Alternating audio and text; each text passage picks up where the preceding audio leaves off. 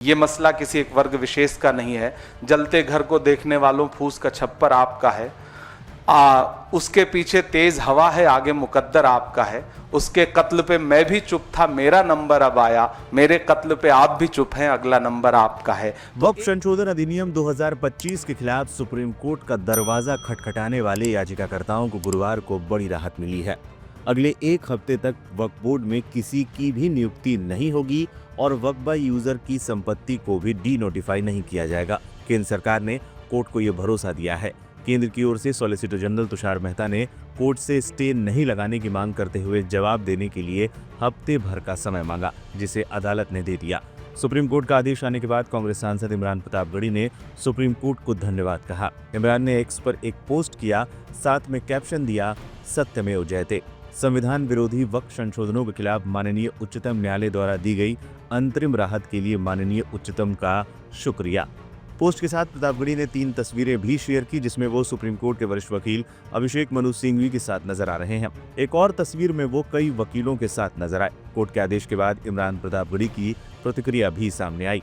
तो आज माननीय उच्चतम न्यायालय का जो अंतरिम राहत का आदेश है, उस पर मैं माननीय उच्चतम न्यायालय का शुक्रिया भी अदा करता हूं और राहत की सांस भी लेता हूं कि वक्फ कानूनों में जो संविधान विरोधी संशोधन किए गए थे, उस पर आज माननीय उच्चतम न्यायालय ने कई सारे बिंदु हैं जिस पर रोक लगाई है अगले आदेश तक।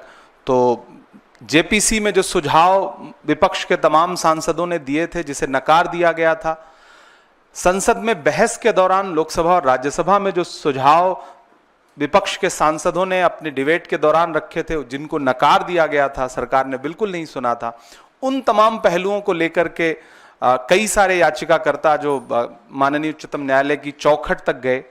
तो आज माननीय उच्चतम न्यायालय ने जो फैसला दिया है, हम उस अंतरिम राहत के लिए उनका शुक्रिया अदा करते हैं और हमें पूरा विश्वास है कि आने वाली अगली सुनवाई में हमें और राहत मिलेगी, क्योंकि यह संविधान के मूल पर हमला था। किसी धर्म विशेष, किसी वर्ग विशेष का मामला नहीं था। यह संविधान की जीत है और हम बतौर कांग्रेस पार्टी, मैं बतौर अल्पसंख्यक विभाग के अध्यक्ष के और एक सांसद के बतौर मैं ये कहता हूं कि कांग्रेस पार्टी ने संविधान बनाने, बचाने और संवारने की पूरी जिम्मेदारी हमेशा उठाई है और उसे हमेशा उठाएगी। तो आज के इस फैसले पर मैं बहुत आभारी हूं माननीय उच्चतम न्यायालय का और इस फैसले का स्वागत करता हूं खुले मन से। और अभिषेक मनु सिंघवी जी का धन्यवाद कि बहुत जोरदार तरीके से आपने माननीय उच्चतम न्यायालय के समक्ष दलीलें रखी, जिसको बहुत सारे बिंदुओं पर माननीय उच्चतम न्यायालय सहमत रहे। तो आप सारे मीडिया के साथियों का आभार भी प्रकट करते हैं। ये मसला किसी एक वर्ग विशेष का नहीं है। जलते घर को देखने वालों फूस का छप्पर आपका है। उसके पीछे तेज हवा है, आगे मुकद्दर आपका है। उसके कत्ल पे मैं भी चुप था, मेरा नंबर अब आया। मेरे कत्ल पे आप भी चुप हैं, अगला नंबर आपका है। तो एक एक करके संविधान को कुचलने की हर सरकारी कोशिश के खिलाफ इस देश के हर नागरिक को खड़ा होना पड़ेगा। असदुद्दीन ओवैसी भी गुरुवार को सुनवाई के दौरान सुप्रीम कोर्ट में मौजूद थे। उन्होंने मीडिया से बात करते हुए कहा, हम इस कानून को असंवैधानिक मानते हैं। हम पूरे उस बिल को उस एक्ट को अनकॉन्स्टिट्यूशनल मानते हैं और ये आर्टिकल 25, आर्टिकल 26, 14 और 15 और 29 का ग्रेव वायलेशन है। ये हम पहले से ही बोल दिया है और आज फिर आपके सामने रिपीट कर रहा हूँ। No. See, let us be very careful. The Honorable Supreme Court, as rightly pointed out by my counsel, Mr. Nizam Pasha, the Supreme Court has said that the Central Waqf Council and the State Waqf Boards will not be constituted. Waqf by user cannot be deleted. Now, there are other provisions also which we as a party have come to the Honorable Supreme Court that calling it unconstitutional. Now, whenever it will be heard, our counsel, Mr. Nizam Pasha, on behalf of me, will be arguing it. As you know very well, that during the deliberations of the Joint Working Committee, I have given the Dyson report opposing all the amendments that were proposed by the government. And during the debate in the Parliament on the consideration or passing of that bill, I have opposed each and every amendment. I have called it unconstitutional. I still call this law as unconstitutional, as violating the fundamental rights of Article 14, 15, 25, 26 and 29.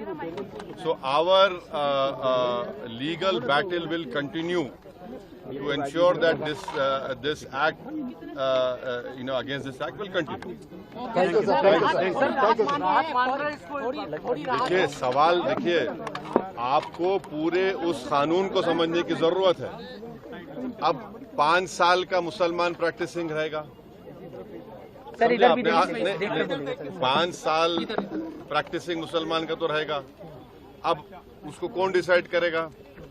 अब कोई महिला है उसको कौन decide करेगा? तो ऐसे कई उसमें जो अमेंडमेंट्स के जरिए लॉ बनाया गया है, हम उसके आज भी मुखालिफत कर रहे हैं और कल भी अपोज करते रहेंगे। और लीगली हम सुप्रीम कोर्ट में चैलेंज किए, हम उसको उन तमाम चीजों को violation of the fundamental rights मानते हैं। सुप्रीम कोर्ट में वक्फ कानून पर दूसरे दिन की सुनवाई दोपहर 2 बजे शुरू हुई।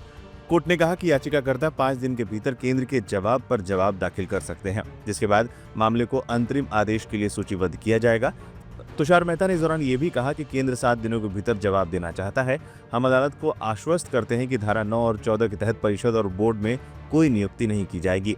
सुनवाई की अगली तारीख तक वक्फ जिसमें पहले से रजिस्टर्ड या नोटिफिकेशन के जरिए से घोषित वक्फ बाय यूजर शामिल हैं को ना तो डी नोटिफाई किया जाएगा और ना ही उसमें कलेक्टर कोई बदलाव कर सकेगा। कोर्ट ने एसजी के इस बयान को रिकॉर्ड पर लेते हुए अंतरिम आदेश जारी कर दिया था।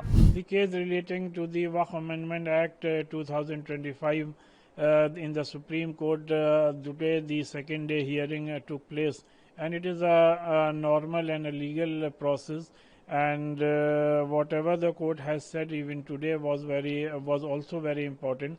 Especially the court has said that the Waqf properties which come under the Waqf by user and is registered must not be denotified, and no new appointment should be made in the state Waqf boards or central Waqf council.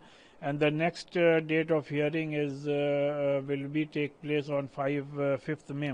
And our only concern is that we have put forward before the court that many of the provisions and amendments that have been made in this act are basically against many articles of our constitution, especially article 14, 15, 25 and 26. And in this light we are before the court, and we expect that the court will hear us in detail and will give a judgment according to the constitution of our country, which guarantees complete religious freedom, and article 25 and 26 also guaranteed that all the religions have complete freedom to manage their religious affairs. So these Waqf properties are an essential part of our religion, and so we should have been given complete religious freedom to manage our religious properties.